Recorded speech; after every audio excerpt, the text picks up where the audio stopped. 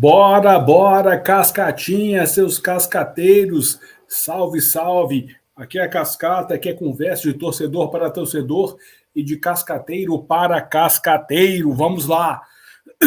Então, galera, isso aqui é uma gravação ao vivo que nós estamos fazendo, mas é mais um teste, tá? É porque nós estamos, assim, querendo lançar alguns produtos novos aqui nesse canal e hoje a ideia, a novidade é trazer o tabelão cascateiro. O que seria o tabelão cascateiro?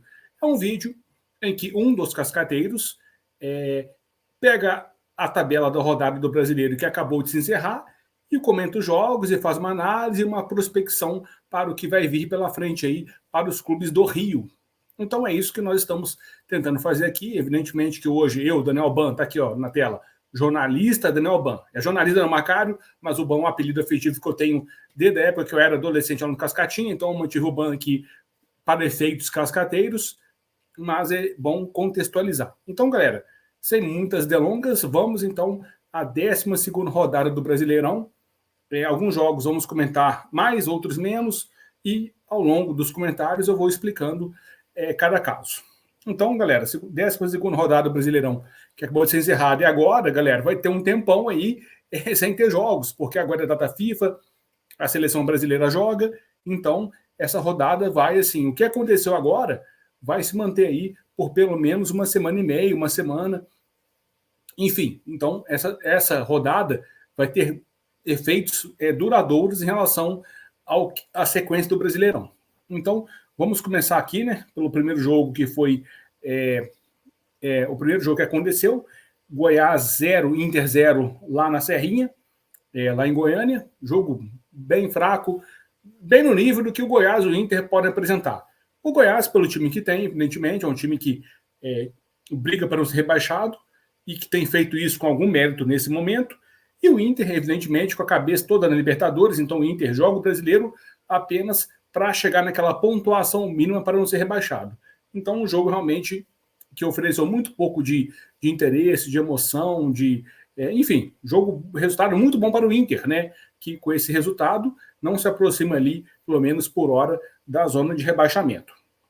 E por falar em desinteresse, olha esse jogo aqui agora que eu vou comentar, lá na Liga Arena, o Atlético Paranaense empatou em 1-1 com o Atlético Mineiro, né? Os Atléticos aí, o original que é de Minas, empatando com o Paraguai do Paraná, 1-1, jogo também assim, um jogo não foi de tudo ruim, mas sabe quando duas equipes elas sabem que elas não vão conquistar nada demais nesse campeonato, elas ficam naquele vai não vai? É aquele jogo cinzento, sabe? Quando eu falo cinzento, é porque é o seguinte, nós sabemos que esses Atléticos não vão ser rebaixados, mas também eles não vão buscar nada demais, é no máximo para um, para o outro, uma pré-Libertadores. Então um jogo assim, bem sem graça também, um jogo bem sem interesse, e lógico, né? A torcida do Atlético Mineiro cobrando mais do Filipão, porque o Filipão enfrentando seu ex-clube, né? Talvez tivesse aquela lei do ex, enfim, mas o Filipão realmente muito ultrapassado, né? Muito sem essa metodologia nova, então ele não consegue, assim, ele pega um grupo interessante e assim, promissor como esse do Atlético Mineiro e não consegue arrancar nada mais deles, porque, enfim, ele pegou aquela seleção de 2014, que era uma seleção boa, né? Pegando ali nome a nome, e conseguiu tomar de 7-1. Então o Filipão é isso.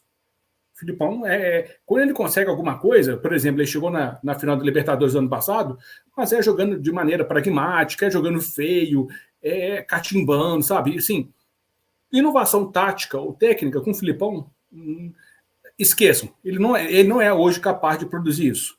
E quem o contrata sabe disso. Os dois Atléticos, né? Pelo menos nisso eles sabem muito bem. Então, jogo 1-1, jogo sem graça, jogo sem grandes emoções. E esses dois Atléticos, nós sabemos, eles vão ficar ali estacionados do meio para a tabela para cima. Ali. Eles não vão ser rebaixados, mas também eles não vão conquistar a vaga direta na Libertadores, nem nada desse tipo. Aí na sequência tivemos Botafogo 1, Flamengo 2. Esse jogo eu comentei a exaustão aqui, do ponto de vista do Botafogo. O doutor Diego, caso ele apareça para gravar, ele pode falar do Flamengo, mas pelo Flamengo ali aliviou a crise, o Flamengo jogou bem, dá sobrevida ao Sampaoli, tira uma pressão que havia ali no Landim, porque o Landim é o cara que o tempo inteiro dá carta branca para que o Sampaoli continue. Então, assim, para o Flamengo foi um jogo interessante, mas o Botafogo, a cada momento que surge uma informação nova, essa informação ela mostra o quão atrapalhado e quão incompetente esse Bruno Lage é. Porque, primeiro, ele, quando vê que vai sofrer pressão, porque tem que sofrer, porque o cara é eliminado de uma competição e perde dentro de casa na outra, se ele acha que ele não vai sofrer pressão, então ele está no lugar errado. Então ele vai treinar time de várzea, vai treinar time de bolinha de gude, porque talvez seja essa a capacidade dele. Mas então, quando ele prevê que ele vai ser cobrado, o que ele faz? Ele vai e fala: não, meu cargo está à disposição da diretoria. Que pateta, que patético esse cara. E o Botafogo, se tivesse diretoria realmente com culhão, teria mandado esse cara embora. Eu mandaria embora. E traria o Kassab de volta. Porque se o frouxo desse técnico, no primeiro momento de pressão que ele vai sofrer, ele já vira e fala que não aceita pressão, então esse cara não pode trabalhar em clube grande. Ele não pode trabalhar. Eu estou falando o seguinte: de um cara que não aguentou o Wolverhampton, hein? O Wolverhampton é um time pequeno na Inglaterra. Não é um time grande lá. É um time. Tudo bem, é Premier League, mas é um time pequeno lá. E ele não aguentou pressão. Ele é fraco, ele é incompetente. E trouxeram esse técnico. E quando ele começa a demonstrar as fraquezas dele, ele é mantido. Então, vou virar, vou bater palma pro Textor, vou bater palma pro Mazuco? Não vou. Mantiveram esse cara aí. Agora, o que acontecer daqui para frente, não sei o que vai acontecer, tá? Espero que o Botafogo se realinhe, se aprume, consiga aí ajeitar as melancias na carroceria do caminhão. Espero que sim, mas eu não posso cravar isso. E se der errado, a culpa não é do Lage, é do Mazuco e do seu Textor. Cobrem deles. E cobrem também desses jogadores mimados. Eu digo mimados, não é que eles tenham sido injustamente bem tratados até aqui, não. Eles realmente foram bem tratados até aqui porque eles fizeram por onde. Mas agora eles perderam 2 jogos que foram muito importantes para a sequência da temporada. Então, esse não é o momento de apoiar, esse é o momento de cobrar. Cobrar é uma forma de apoio quando a cobrança vem no momento certo. E esse é o momento de apoiar, de cobrar esses caras. Eles vão ficar de folga até quinta-feira. Então pensem bem, se essa turma vai ficar de folga até quinta-feira, então me diga uma coisa. Então, o que justifica esse time ter ido com um time misto na Argentina? Vocês iriam jogar na Argentina agora no sábado e depois só se representariam na quinta-feira para treinar? Ou seja, com 4 dias de folga? Então, por que o time titular não jogou na Argentina e não jogou no sábado contra o Flamengo? E ainda assim, no time que jogou sábado, o que justifica o JP Galvão improvisado na lateral direita? Sendo que tem o Matheus Ponte, que é campeão mundial sub-20 pelo Uruguai no elenco, e o Di Plácido, que era o titular até então. Então, sabe, quanto mais nós descobrimos as coisas do Botafogo nesse momento, mais vamos vendo que esse Bruno Lage foi percebendo que as cagadas que ele fez foram indo pro holofote, e aí ele se acovardou e falou: não, tô me mandando embora, né? É melhor ele admitir que é frouxo e ser mandado embora do que ele admitir que é incompetente. Só que é os dois. Ele é frouxo e ele é incompetente. Mas eu não sou executivo do Botafogo, então não decido essas coisas. Né? Então, por enquanto, esse cara fica, mas eu me dou o direito de desconfiar dele sempre. Porque é aquela coisa, ó, flamenguistas, vocês que reclamam do Sampaoli, lembrem que o líder do campeonato, com 10 pontos de vantagem, tem um técnico muito, mas muito pior do que o Sampaoli. Muito pior, porque o Sampaoli não é frouxo desse nível, igual esse do Laje, não. Pelo menos o Flamengo tem um técnico de culhão. Um técnico que não aceitaria passar por que esse Laje está passando, não. Porque se esse Laje fosse homem, realmente, se ele fosse realmente um cara de personalidade, se ele está vendo que a coisa não está do jeito dele, ele falaria: me manda embora, eu abro mão da multa. Mas, né, o São Paulo pode não ser essa Brastemp, mas esse Laje é muito, mas muito pior, tá? E eu digo isso porque eu tô falando de dentro, não tô falando só como torcedor, não. Tô falando também como jornalista, que tem fontes lá no Botafogo e que procurou saber mais sobre essas histórias todas aí. E eu até gostaria de poder comentar mais aqui com vocês, mas realmente eu tenho que, até para preservar as pessoas que me informaram lá, eu não posso trazer tudo aqui. Mas, ó, esse Laje entre as pessoas realmente sérias, porque o Textor não fica aqui no Botafogo. Ele tá viajando aí, cuidando das coisas dele, das empresas. Esse Mazuco também, ele vai de vez em quando, ele não é aquele cara do dia a dia no Botafogo, mas quem é do dia a dia já cravou aqui. O Botafogo é treinado por um banana e por um pateta. Espero que isso não comprometa o campeonato, mas a conferir. Aí tivemos também Grêmio 2, Cuiabá 0.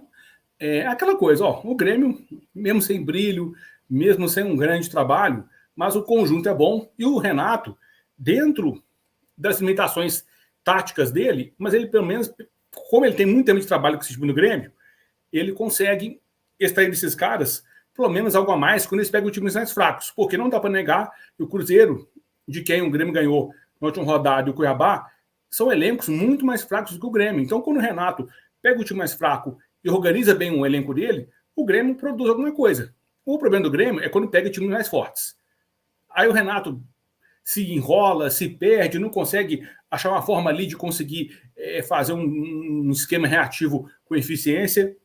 Mas quando a gente pega times mais fracos, o Renato realmente costuma ter uma eficiência. E o Cuiabá, né, pessoal? Está só nesses 28 pontos, é o que eles podem atingir. Eles bateram no teto deles, não vão cair, mas eles também não vão brigar por nada importante. Se o Cuiabá chegar na Sul-Americana, tá de ótimo tamanho. O centroavante dele, gente, é o Davidson. Então, né? É o Davidson, mas uma coisa é o Davidson no Palmeiras, aquele time que o Palmeiras tinha. Outra coisa é o Davidson no Cuiabá, com os jogadores que o Cuiabá tem hoje.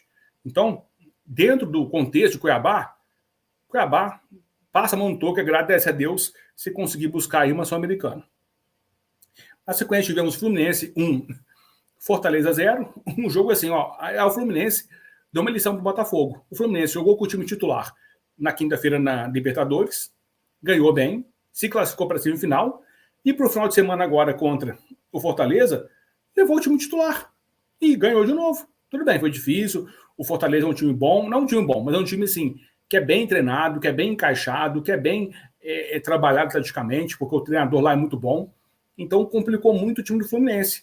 Mas o Fluminense brigou muito, né? Foi um jogo em que os dois goleiros trabalharam muito.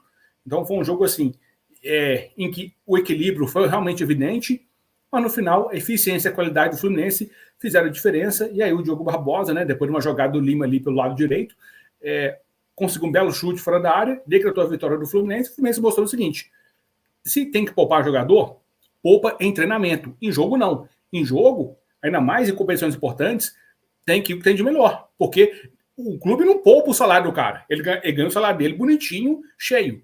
Então, por que o cara tem que ser poupado no jogo? Ele tem que ser poupado, então, de treino. Se é para diminuir risco de lesão, diminuir desgaste, poupa em treino. Em jogo, não. O jogo é para valer. Os clubes vivem dos jogos, não de treinos. Então, é isso que eu acho. E acho que o Diniz deixou isso bem claro aqui, mostrou diferente de um técnico de verdade para um patete estagiário igual esse Bruno Lage que tem no Botafogo, né? Que nós temos no Botafogo, infelizmente.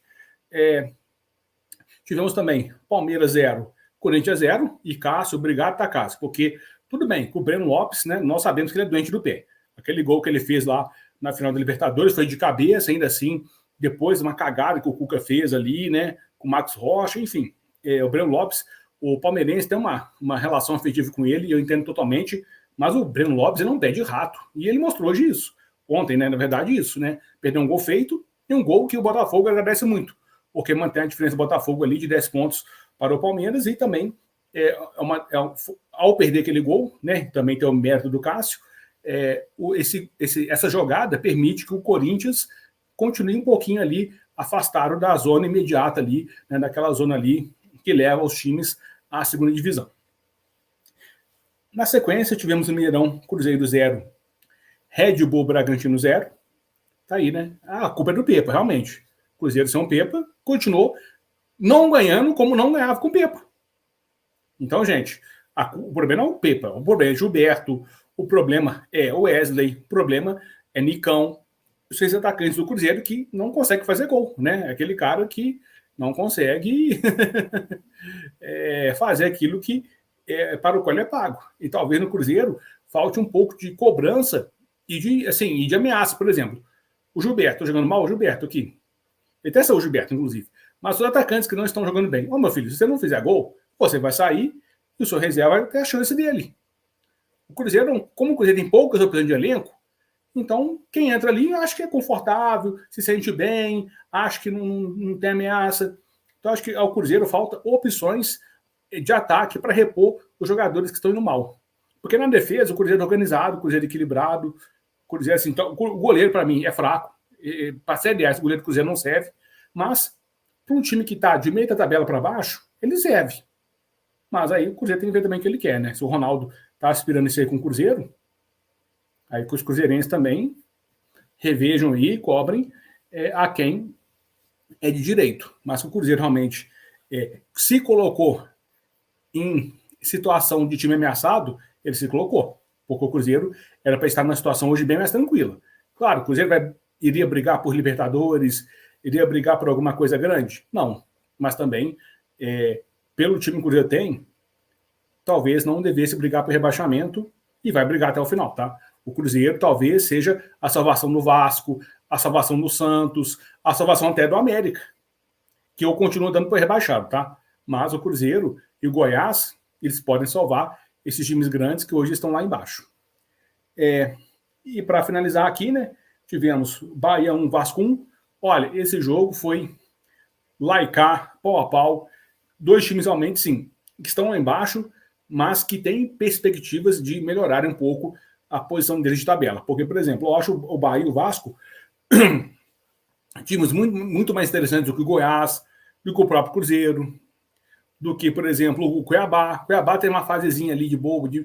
O Cuiabá aproveitou aquela fase que os outros times estavam disputando outras competições e somou pontos, mas o Cuiabá também não tem time para ficar se mantendo ali em meio de tabela. Então, assim, o Vasco e o Bahia estão pagando caro por terem iniciado mal o campeonato.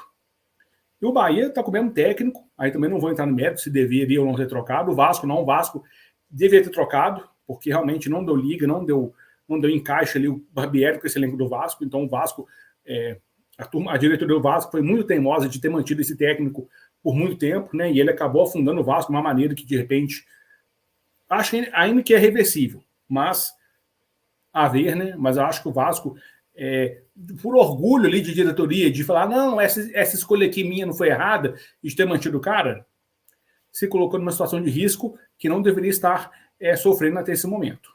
Mas, enfim. Mas foi um bom jogo. O Vasco, inclusive, teve uma chance de ouro ali com o Jair, né? O Paí deu um passe lindo e o Jair de dentro da área, da pequena área, ele chutou para fora. E o Jair também, olha, eu defendi esse cara muitas vezes. Ele jogou muita bola no esporte, no Atlético Mineiro, mas no Vasco, ele, assim, ele é no nível do Pumita Rodrigues. O Pumita Rodrigues, lá no Paraguai, comia a bola. Chegou no Vasco, o cara virou uma nulidade. E o Jair também. Então, o Jair hoje ser titular do Vasco, eu acho bem absurdo. O Vasco hoje tem jogadores em melhor fase para essa posição. Mas, enfim, vamos ver aí o que o Ramon Dias arruma, mas eu continuo cravando. O Vasco, ele tem um jogo a menos, e se ele ganhar esse jogo no América, ele cola no Santos, cola no Bahia, e ele já começa a dar aquele sabe, aquele ânimo, aquele gás ali, aquele fator psicológico que dá aquele gás a mais para o time. O Vasco vai ter isso caso ganhe no América. Então o Vasco não pode, de maneira nenhuma, não ganhar no América. Ele tem esse jogo a menos com o América, e se ele ganhar, ele escapa. Ou tem grande chance de escapar. Se ele perder, não. Se ele perder, eu garanto para vocês que o Vasco vai ser rebaixado caso não ganhe do América esse jogo aí atrasado que eles têm que fazer. Na sequência, olha o América, hein? América 2, Santos 0. O América vem de 2 vitórias seguidas em casa contra times paulistas. Semana passada, igual do São Paulo, mas São Paulo pensando em Sul-Americana, pensando em Copa do Brasil. Então eu entendo a falta de vontade de São Paulo contra a América. Agora o Santos não. O Santos, ao perder para o América agora por 2-0 aí pelo Brasileiro, ele deu a senha o seguinte: é time para cair. Pode ser que não caia, mas é um time que está ali. Ele comprou a passagem dele para a Série B. E que de repente rola um overbooking ali, outros compraram a passagem antes dele, mas o Santos demonstrou claramente na rodada que ele está realmente propenso a ir para a Série B. E eu digo isso de diretoria até o roupeiro ali. O Santos realmente hoje é um time que assim, fez todo o check-in, fez todo o checklist ali para disputar a Série B. Pode ser que no check-out ali, de repente o América fala, não, eu quero, o Curitiba eu quero, o Vasco eu quero, o Goiás eu quero, o Cruzeiro, enfim. Pode ser que ele perca a vaga dele da Série B para outros times que tenham mais interesse. Mas nesse momento o Santos é um sério candidato, um sério interessado em fazer uma temporada ali, uma excursão ali na Série B. Deve ser interessante, né? De repente, o Santos já jogou Mundial, já jogou Libertadores, já jogou os torneios mais grandiosos, teve os maiores craques do futebol brasileiro, de repente seria uma experiência antropológica disputar lá a Série B com Sampaio Correia, com Tombense, enfim, né, com Mirassol, né? Talvez o Santos queira enriquecer seu currículo antropológico, né, disputando a Série B, vai entender. E manter esse Andrés Ruiz como presidente também, ó, diretoria de Santos, vocês estão ótimos, hein? Já pegaram o presidente ruim e colocaram outro pior ainda, hein? Então, parabéns ao Santos aí, porque está realmente fazendo um roteiro direitinho para disputar a Série B. E para finalizar, para fechar a tampa do caixão, o jogo que não aconteceu, né? Curitiba e São Paulo e Curitiba, a ser disputado no Morumbi, esse jogo, por questão do clássico de Corinthians e Palmeiras, né? São Paulo, mas beleza, tá? As autoridades de São Paulo são ótimas. Eles simplesmente falam, nós não somos capazes de organizar um clássico paulista em um jogo de um time grande de São Paulo, na mesma cidade, no mesmo dia. Então, ao invés de mudar o dia do jogo, não, jogam esse jogo lá para o Raio Coparta, né? Ou seja, lá para o dia 27, né? Uma quarta-feira, 19 horas, São Paulo e Curitiba. O São Paulo precisa ganhar esse jogo para afastar de vez a zona de rebaixamento, a ameaça de rebaixamento, e o Curitiba, eu não vejo salvação. Assim, galera, falando sério, Curitiba e América, para mim, já estão, assim, já compraram a passagem, já estão, assim, sabe, já fizeram um pacotinho de turístico completo de Série B. Então, isso aí, só se uma, 2, 3 milhas de Série B falir de novo. Porque, se não acontecer nada em contrário, esses dois aí já estão com o bilhetinho deles já bem pago, bem planejadinho para a Série B. As outras duas vagas, então o Vasco é um candidato, né, realmente pela pontuação considerável, embora o Vasco esteja reagindo. O Santos, além de ter pontuação ruim, não está reagindo, então o Santos, para mim, é mais candidato hoje à Série B do que o Vasco. E também tem o Cruzeiro, que não reage, o Goiás também, que não consegue sair do lugar. Temos até um Cuiabá, que de repente está em queda de produção e pode, de repente, despencar. O Corinthians, tem um Corinthians, mas o Corinthians e o Inter, pela camisa e pelo peso que esse time tem, eu duvido que esses times caiam. Eu acho que está aí, ó. Eu acho que é mais fácil um Cuiabá cair do que o Corinthians e o Inter. Mas a conferir, né, pessoal? Então, obrigado aí, tá? Esse foi mais um tabelão do Brasileirão, tá? Ou melhor, um tabelão cascateiro dessa 22ª rodada do Brasileirão. Agora teremos aí um freio aí nesses jogos, né? Teremos data FIFA, Jogos do Brasil. Talvez façamos alguns vídeos falando dos jogos, mas ó, eu não estou nada empolgado com a seleção brasileira. Ainda mais com o Neymar sendo convocado, sem nem ter jogado pelo time atual dele. Agora o outro é cortado porque bateu em mulher, né? Ou melhor, supostamente, tá? Vamos aguardar as investigações, tá? Tem muita gente julgando o Antony, na verdade, sem que as autoridades policiais e jurídicas tenham investigado o caso, então vamos esperar a apuração. Depois vamos emitir juízo de valor, mas nesse momento, não é porque o UOL fez matéria, porque já vimos muitos jornalistas fazendo matérias tendenciosas e no final essas matérias caindo por terra e as pessoas tendo sido vitimadas por uma reputação que não foi correspondente à atitude delas. Então vamos ter responsabilidade antes de julgar, de condenar tanto Paquetá como Antony. Vamos esperar as investigações.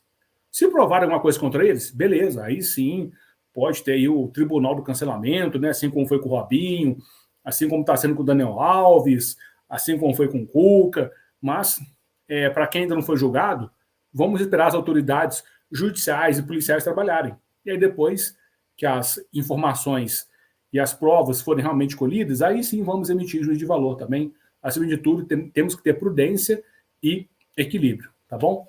Então é isso, galera cascateira. Grande beijo para vocês. Obrigado aí pela audiência. Esse vídeo vai ficar gravado aqui, tá? Foi uma live teste, por isso eu não divulguei. Mas quem acompanha o canal Cascateiros vai ver aí. Então, pessoal, ó, acompanhem. Assim, eu admito que o nosso Instagram ficou meio parado, né? Porque eu estava de férias, viajando, então eu não mexi muito, mas agora eu vou voltar a mexer, tá bom, pessoal? Mas sigam lá, Cascateiros FC no Instagram. Sigam aqui, né, os Cascateiros no Facebook. Deem like, compartilhem.